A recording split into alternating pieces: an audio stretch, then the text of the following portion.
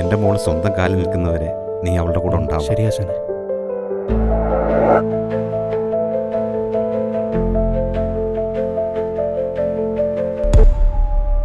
ദൂരെയെങ്കിലും പോരുത്.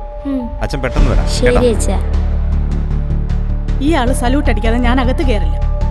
ഒരു bad news ഉണ്ട്.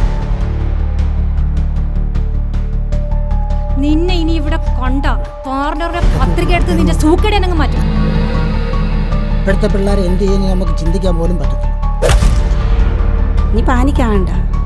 നീ ആ സ്ഥിരമായിട്ട് പോകാറുള്ള ബ്യൂട്ടി പാർലറിന്റെ നമ്പർ ഒന്ന് വാട്സാപ്പ് ചെയ്തേക്ക്. ഞാൻ തന്നെ കൊണ്ടുപോകും. ഞാൻ തന്നെ കൊണ്ടുകൂടാ. എന്റെ പേര് ലിസ്റ്റിൽ വരാത്തതാണോ അതോ കല്യാണം നടക്കാത്തതാണോ അമ്മയുടെ വിഷമം?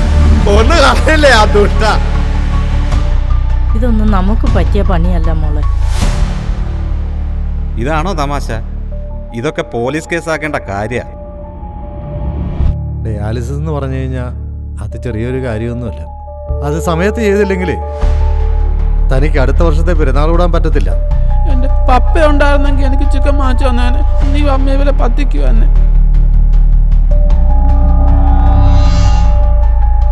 പഠിച്ചതുകൊണ്ട് മാത്രം പോരാ, ഭാഗ്യം കൂടി വേണം. ഇങ്ങനാണെങ്കിലേ ബിസിനസ് നല്ലോണം നടക്കും. 6000 രൂപ ഒറ്റ അടിക്കൊണ്ടേ കളഞ്ഞത്.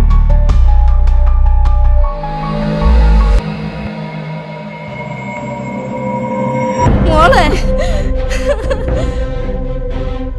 കൊണ്ടുപോടി. ഈ പിറ്റേരുന്ന ജീവിതം തൽക്കാലം ജേക്കബിന് ആവശ്യമില്ല. ഈ ക്വാളിറ്റി കണ്ട് ഇഷ്ടപ്പെടുന്നവർ ഇഷ്ടപ്പെട്ടാൽ മതി.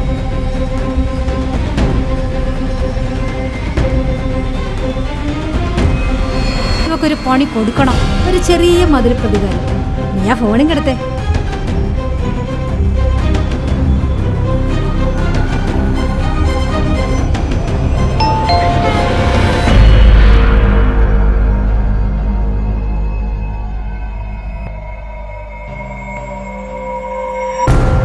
സത്യമാണ്, ഇതുവരെ ആരോടും തോന്നാത്തൊരടുപ്പം എനിക്ക് നിന്നോട് തോന്നി.